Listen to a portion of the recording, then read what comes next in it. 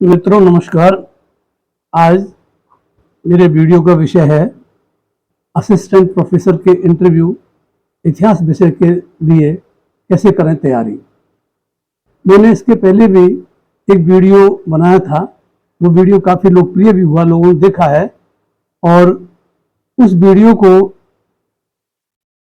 एक journal video के रूप में बनाया, किसी विषय के लिए नहीं, बल्कि सभी संकायों और सभी विषयों के प्रत्याशी उससे लाभान्वित हो सकते हैं। इसके पहले जो असिस्टेंट प्रोफेसर के इंटरव्यू की तैयारी कैसे करें, इस आशय का जो वीडियो बनाया था, उसमें मैंने कुछ टिप्स दिए थे कि असिस्टेंट प्रोफेसर के लिए किस तरह के विषय, हर विषय में किस तरह की सब्जेक्ट्स की तैयारी करनी चाहिए, किन स्पेशलाइजेशन की तैयारी करनी चाहिए। इन सब पर मैंने बात की थी और भी काफ़ी बातें बताई थी। बड़ा वीडियो है, तो मैं चाहूँगा कि आप मेरे इस वीडियो को देखने के पहले नहीं, भले ही इसे देख लें, उसके बाद यदि नहीं देखा हो तो पहले वाले वीडियो को भी देखें।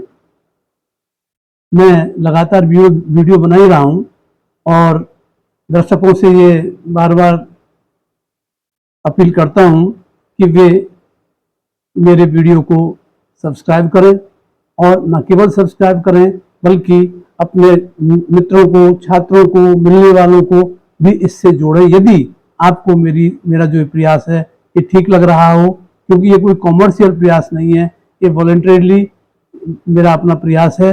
अपने स्तर पर मैं एक लो टेक्नोलॉजी के माध्यम से आप तक पहुंचने की कोशिश करता हूं। तो जो असिस्टेंट प्रोफेसर का इंटरव्यू हिस्ट्री में होना है, क्योंकि बार बार अनेक सब्सक्राइबर्स की भी इस तरह की मांग आ रही थी कि सर आप जो है इतिहास विषय में असिस्टेंट प्रोफेसर की तैयारी कैसे करें, उस पर कंसंट्रेट करें। वैसे मैं लगभग 16 किताबों का लेखक हूँ, आप लोग जानते हैं, लेकिन वे सभी किताब, अधिकांश किताब मेरी रेफरेंस बुक्स हैं, रिसर्च बेस्ड हैं। उनके आधार पर सेकेंडरी किताबें तैयार हो सकती हैं, किंतु मैंने कुछ टेक्स्ट बुक भी लिखी है। उसमें एक टेक्स्ट बुक मेरी भारत का इतिहास है, जो 1750 से 1950 तक है। और मैं कहूँगा यदि आपने उस पुस्तक को नहीं पढ़ा हो, जरूर नहीं आप उसे खरीदें, किसी पुस्तकालय में जाकर भी उसे पढ़ सकते हैं। और उसका जो पहला अध्याय है, मुगल साम्राज्य के पतन के लिए औरंगजेब का उत्तरदायित्व, इसे पढ़ लेंगे आप तो इतिहास के विश्लेषण करने में आपको सुविधा होगी। इसी प्रकार से एक मेरी किताब राजस्थान में किसान और आदिवासी आंदोलन है, जो न केवल किसान और आदिवासी आंदोलन के लिए बल्कि फ्रीडम मूवमेंट के लिए भी उपयोगी पुस्तक है। और वह भी मेरे जो लिखने का तरीका है वो विश्लेषणात्मक है। यदि आप देखेंगे तो आपको पता चलेगा। तीसरी किताब मेरी एक समसामयिक भारत है, जो 1947 से 2000 तक के पीरियड को कवर करती है। क्योंकि आधुनिक भारत का इतिहास जो पढ़ाया जा रहा है उसमें 1965 तक के पीरियड को वैसे तो कवर किया जाता है, किंतु कुछ विश्वविद्यालयों में समसामयिक भारत के नाम से 1947 से 2000 का इतिहास भी पढ़ाया जा रहा है। तो वह भी मेरी एक पुस्तक है। बाकी मेरी जो जितनी भी है, प्रेजेंट मूवमेंट्स इन राजस्थान, ट्राइबल रिवोल्ट्स, आधुनिक राजस्थान का आर्थिक इतिहास भी मेरी एक ऐसी पुस्तक है जो राजस्थान के इतिहास पर अच्छी जानकारी देती है। चाहे लैंड रेवेन्यू सिस्टम की बात हो, ट्रेड एंड कॉमर्स की बात हो, इसके अलावा जो है ट्रांसपोर्ट, कम्युनिकेशन, ये सारे ये जो है तमाम जो है सॉल्ट, ओपीएम, इन सब के ऊपर है। अकाल आदि को कवर किया है, कृषि की विधि इसको भी किया है। तो मैं नहीं कह रहा आप इन पुस्तकें खरीदें, मैं कहता हूँ कि मेरी जो पुस्तकें उन्हें आप कहीं किसी अच्छे पुस्तकालय में जाकर पढ़ लें। और ज़्यादा अच्छा ये होता है क्योंकि बाजार में पुस्तकें अपने हिसाब से मिल रही हैं, वो एक अलग श्रेणी की किताबें हैं। किंतु मेरी एक सुझाव रहता है विद्यार्थियों को, क्योंकि पढ़ने की आदत छूटती जा रही है और ज़्यादातर लोग जो है इलेक्ट्रॉनिक मीडिया पर ज़्यादा डिपेंड कर रहे हैं। बेटर है कि अगर पढ़ते समय भी आप नोट्स लेके पढ़ें, चाहे उन नोट्स को आगे यूज ना करें, तो आप अगर पुस्तकालय में जाकर अच्छे पुस्तकालय से जरूर अपना संबंध जोड़ें, क्योंकि सभी पुस्तकें खरीदी भी नहीं जा सकती, और खरीद लोगे तो मैनेज भी नहीं की जा सकती, और मैनेज कर भी लोगे तो पढ़ नहीं पाओगे।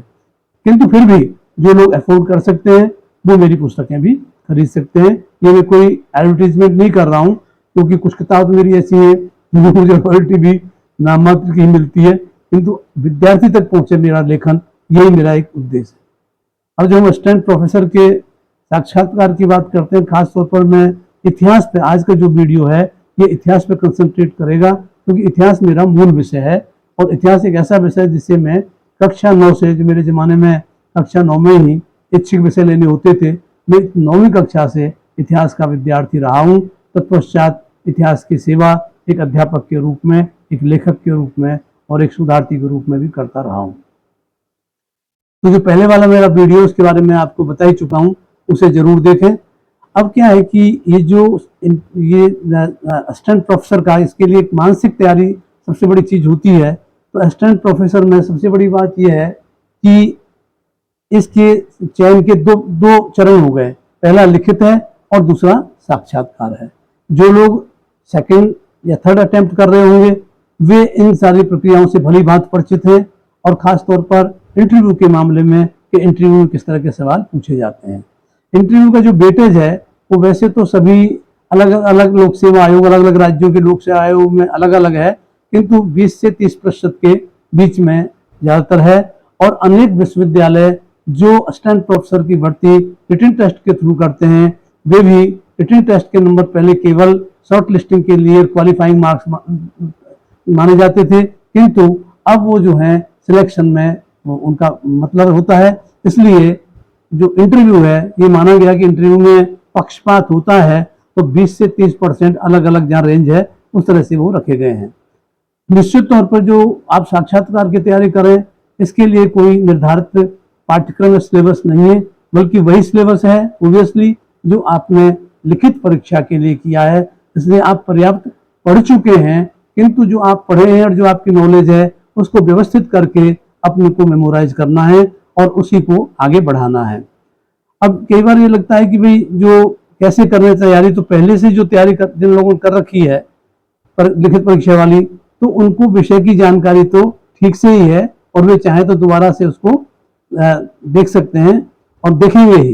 लेकिन पहली बात है, जब आप एक असिस्टेंट प्रोफेसर बनने जा रहे हैं तो उस पद के स्वरूप को समझ लें कि इसका स्वरूप क्या है, और इसका जो काम है अध्ययन और अध्यापन तो है ही, साथ ही साथ शोध और लेखन भी है। क्योंकि असिस्टेंट प्रोफेसर चाहे विश्वविद्यालय में हो और चाहे महाविद्यालयों में हो, उनकी जो नेचर ऑफ ड्यूटी है, उनके जो कार्य का स्वरूप है, उसमें ये इम्प्लाइड है कि वे सामान्य टीचिंग के साथ साथ शोध कार्य करेंगे, लेखन कार्य भी करेंगे।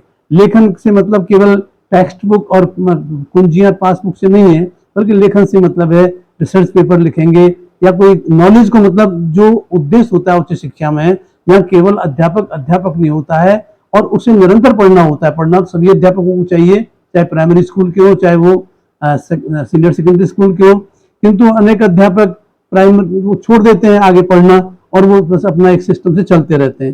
किंतु उच्च शिक्षा में चुनौतियां बराबर रहती हैं। इसलिए हम ये समझ लें कि हम जो है जिस ड्यूटी के लिए जा रहे हैं उसका काम है केवल पढ़ाना नहीं, बल्कि ज्ञान का प्रसारण ही नहीं, ज्ञान का सृजन भी उनका कार्य है।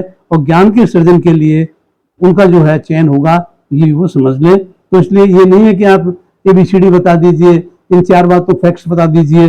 जो हिस्ट्री है इन दिनों, तो क्या है कि हिंदुस्तान में, खासतौर हिंदुस्तान में वैसे पूरी दुनिया में ही सबसे ज्यादा डिबेटेड सब्जेक्ट है।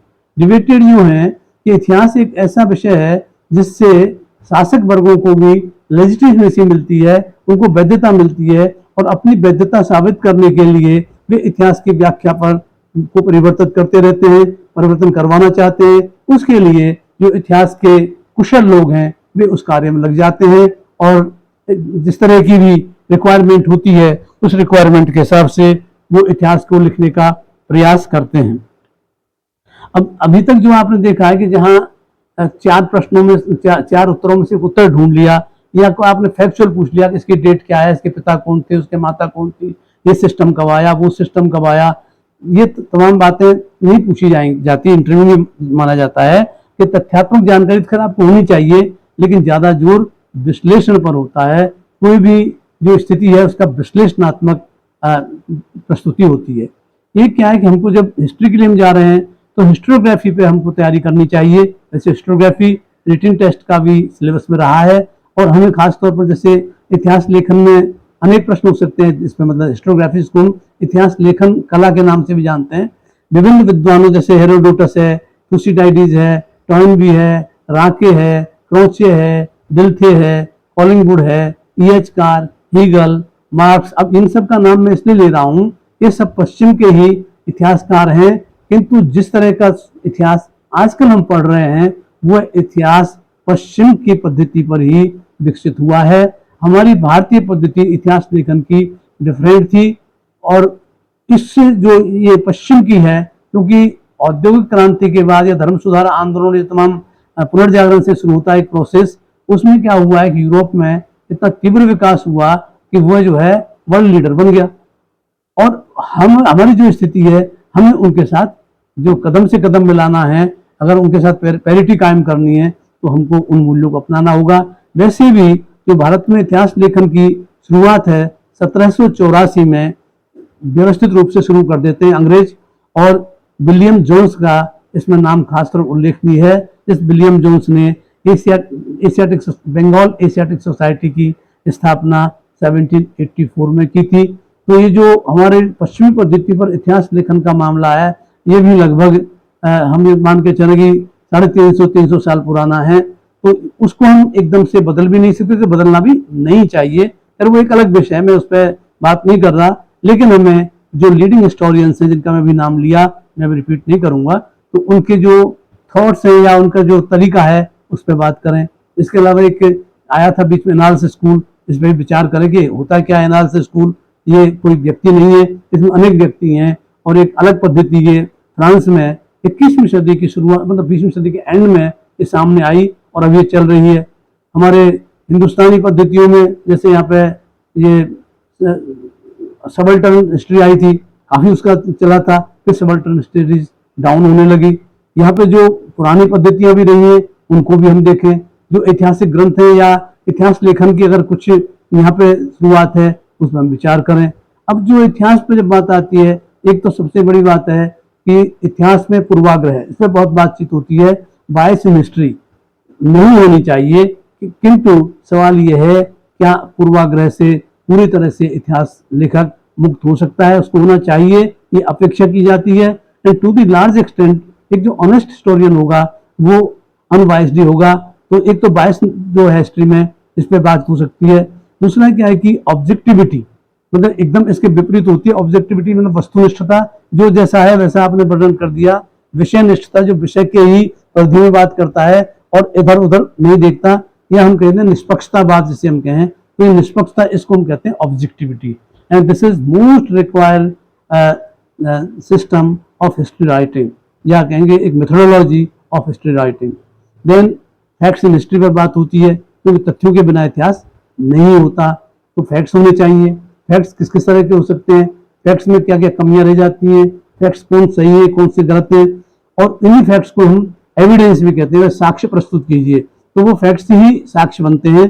इसके अलावा एक हिस्ट्री में जो खास तौर पर ये वैसे 18वीं सदी में, मान लें 19वीं सदी में प्रखर रूप से प्रकट हुआ, वो है आपका कॉजेशन इन हिस्ट्री। इतिहास में कारण के कारक या इसके कारण, तो इतिहास में क्या है, कॉज एंड इफेक्ट, कारण और परिणाम बड़ी महत्वपूर्ण भूमिका अदा करते हैं। विश्व इतिहास पर भी प्रश्न हो सकते हैं, किंतु भारतीय इतिहास पर अधिक प्रश्न पूछे जाते हैं। विश्व इतिहास की वे घटनाएं जिन्होंने विश्व इतिहास को, विश्व संस्कृति को, या कहीं पूरे विश्व को प्रभावित किया है, उन पर प्रश्न होते हैं। वो पुनर्जागरण, औद्योगिक क्रांति, या राष्ट्रवाद का उदय, या फ्रांस की क्रांति, रूस की क्रांति, ये जो चलता है आगे, और first world war, second world war, इन पर बात हो सकती है। इनका भी विश्लेषण करना होगा, क्योंकि ये युद्ध थे, ये सीधे सीधे युद्ध नहीं थे, ये युद्ध कोई विशेष कारण से लड़े गए थे, तो उनकी भी व्याख्या की जानी चाहिए। फिर जब हम इंडियन हिस्ट्री की बात करते हैं, तो इंडियन हिस्ट्री में स्पेशलाइजेशन ब्रॉडली होता है, एंशिएंट, मिडिवल, मॉडर्न। इसके अलावा उनमें भी ये होता है कि आप पॉलिटिकल हिस्ट्री के हैं या मिडिवल हिस्ट्री के हैं, सॉरी पॉलिटिकल हिस्ट्री है या इकोनॉमिक है या सोशल और कल्चरल है। इस तरह से हमको ये देखना होगा, और उसी तरह से हमें उन टॉपिक्स पर जो विश्लेषणात्मक हैं उस पर विशेष जोर देना है। यदि कोई प्रत्याशी एमफिल या पीएचडी है, तो उसे अपनी थीसिस और थीसिस से रिलेटेड जो लिटरेचर है उसकी उसको जानकारी होनी चाहिए। जैसे मैं आगे एक वीडियो बनाऊंगा जिसमें बुक्स के बारे में बात करूंगा, इतिहास के ऐसे कौन से पुस्तकें हैं जिन्हें हम क्लासिक्स कहते हैं, इन क्लासिक्स को हमें पढ़ना ही चाहिए। तो मैं उसकी बात आगे किसी वीडियो में करूंगा, क्योंकि आज ये श्रृंखला का पहला वीडियो है असिस्टेंट प्रोफेसर इतिहास के इंटरव्यू के लिए, और ये श्रृंखला आगे चलेगी यदि रिस्पॉन्स आएगा प्रत्याशियों की ओर से, क्योंकि पहला है। तो मेरा तो प्लान 10 कम से कम बनाने का है, जिनमें अनेक स्पेशलाइजेशन में संभावित प्रश्नों पर भी मैं बात करूंगा। तो ये जो एमफिल पीएचडी है, इन पर भी वो विशेष ध्यान दें। फिर विवादास्पद मुद्दे जो रहे उनके बारे में आपकी समझ होनी चाहिए। जैसे अभी तो विवाद सिंधु घाटी की सभ्यता को और आर्यन कल्चर को लेकर भी है, आर्यंस के ओरिजिन के बारे में भी विवाद यथास्थान है। अभी तक कोई परिवर्तन मुझे विशेष दिखाई नहीं दिया है, लोगों ने अपनी अपनी मान्यताएं बना ली हैं। भारतीय लेखन संबंधी जितने विवाद हैं उनकी भी हमें थोड़ी सी जानकारी रहे, उनसे ज्यादा प्रभावित होने की आवश्यकता नहीं है। आप एक बैलेंस्ड व्यू लेकर के चलें और हिस्टोरिकली जो करेक्ट है उस पर अपन बात करें। जैसे अभी प्राचीन भारत में महाकाव्य काल का अभी समय निर्धारण नहीं है, क्योंकि आपने लिटरेचर पर बेस्ड एक काल का निर्धारण किया, लेकिन 500-600 ईस्वी पूर्व, लेकिन वो भी सही अर्थों में काल निर्धारण नहीं हो पाया। जनपदों को देखें, जनपदों की राज्य व्यवस्था को देखें, बौद्ध धर्म और राज्य और राजनीति, इसमें बहुत विषय हैं जो कंट्रोवर्शियल होते हैं। नंद वंश की और नंद और मौर्यों की जाति के बारे में ही विवाद है। इसी तरह से चाणक्य की ऐतिहासिकता को भी कुछ लोग चुनौती दे रहे हैं, तो कुछ लोग अशोक की महानता को भी नकारने में लगे हुए हैं, क्योंकि वो बुद्धिस्ट था, और जो नए गैर बुद्धिस्ट हैं वो उसको नकारने की स्थिति में है। सुंगों के ऊपर भी, जैसे सुंगों ने क्या तो बुद्धिस्ट के अगेंस्ट किया नहीं किया, तो ये भी देखना होगा। और सुंगों की भी जाति, धर्म या और प्लेस ऑफ ओरिजिन के बारे में भी बात हो सकती है। इस तरह से प्राचीन भारत में ही दक्षिण भारत में जो राज्यों का उदय हुआ है, वहाँ के अवधारणात्मक मूल्य में कैसे वहाँ राज्य बने, फॉर्मेशन ऑफ स्टेट या ओरिजिन ऑफ स्टेट किस तरह से हुए, और वहाँ जो सबसे ज्यादा आजकल मुद्दा चल रहा है राजेंद्र चोल प्रथम को लेकर चल रहा है, जो बहुत बड़ा विजेता और बहुत बड़ा निर्माता था, और उसे हम कितना उसको ऐतिहासिक दृष्टि से देखने की कोशिश करें, और वो ऐतिहासिक दृष्टि हमारी एक ग्लोबल दृष्टि होनी चाहिए।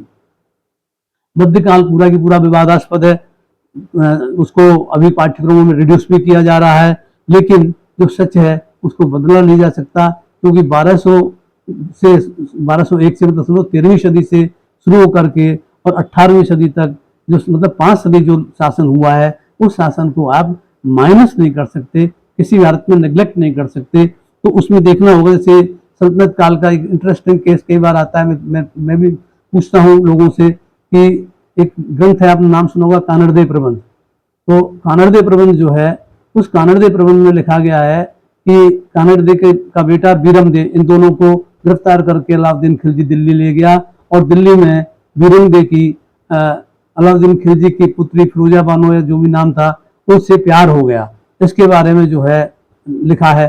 तो अब ये जो ऐतिहासिक, जैसे पृथ्वीराज चौहान का ही हम ले लें, पृथ्वीराज रासो जो है, रासो में और पृथ्वीराज के योग में काफी बड़ा अंतर है, किंतु हम इसमें भी बात चल रहा है कि उनको गजनी ले जाया गया अथवा नहीं। अगर वो ले गए होते तो फिर मतलब बात को समझ नहीं आई है, इस पर विवाद चलता है। इसको हमने अभी पिछले दिनों में देखे तो आप जो है राजस्थान के मामले में तमाम विवाद खड़े हो गए, कभी महाराणा सांगा को लेकर के, तो कभी महाराणा प्रताप को लेकर के, और उसमें भी सब अपनी अपनी तरफ से एक तरफा जाने की कोशिश कर रहे हैं, लेकिन एक सच, इससे क्या होता है, सच धूमिल हो रहा है। तो इन सब विषयों पर अपनी तैयारी रहे। साथ ही साथ ये मध्यकाल कोई केवल मुस्लिम काल नहीं है, बल्कि मध्यकाल में राजपूत शासकों की भी भरमार है, मराठों की भी है, जाटों की भी है।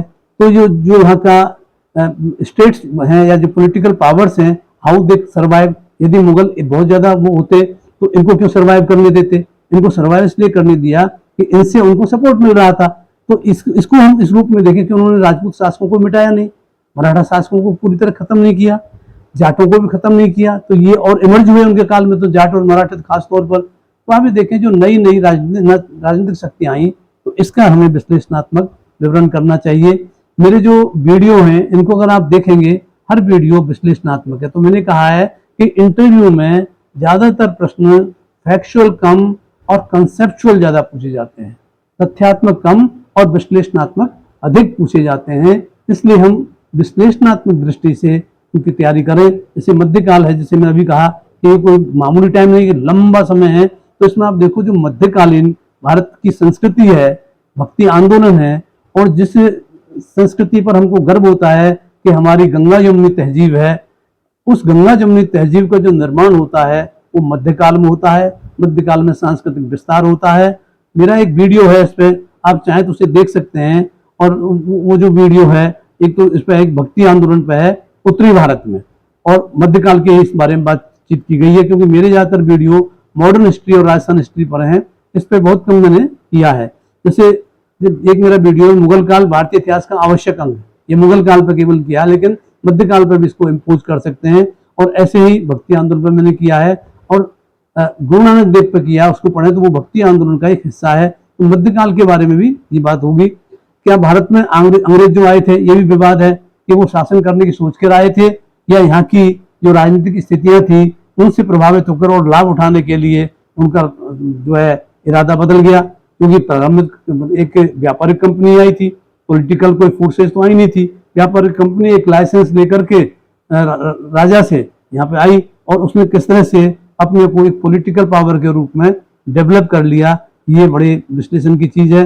इसके अलावा जो 1857 क्रांति है, इसके स्वरूप को लेकर के, इसमें जो जो जो मार्जिनलाइज्ड कम्युनिटीज हैं उनके योगदान को लेकर के, चाहे किसान हो, मजदूर, तो इस समय इंडस्ट्रियल लेबर तो पैदा ही नहीं हुआ है, क्योंकि इंडस्ट्रियल डेवलपमेंट इंडिया में आफ्टर 1850 है। उसके पहले तो कृषि है, और कृषि में लगे हुए मजदूर और कृषि कम्युनिटीज है। बाकी अनेक बातें कभी दलितों के बारे में, पिछड़ों के बारे में भी आने लगी हैं। तो जब जातीय विमर्श हो रहा है इतिहास में, तो इतिहास के साथ हमने तो अभी तक इतिहास को राष्ट्रीय तरीके से पढ़ा, लेकिन अब जातियों के तरीके से भी आजकल सोचा जा रहा है। ये नहीं कि वो कोई एक सत्य है, लेकिन उस ओर भी ध्यान रखना चाहिए। इस तरह से कांग्रेस है, कांग्रेस कब बनी, कैसे बनी, तो उसके विभिन्न सोपान हैं। उन सोपानों को समय समय पर बदलते रहे, किंतु कई बार कहते हैं ना कि कांग्रेस का अकेले का योगदान नहीं है। डेफिनेटली नहीं है, क्योंकि इसमें क्रांतिकारियों का भी योगदान है, वामपंथियों का भी योगदान है, किसानों का है, मजदूरों का है, पूंजीपतियों की भी भूमिका है।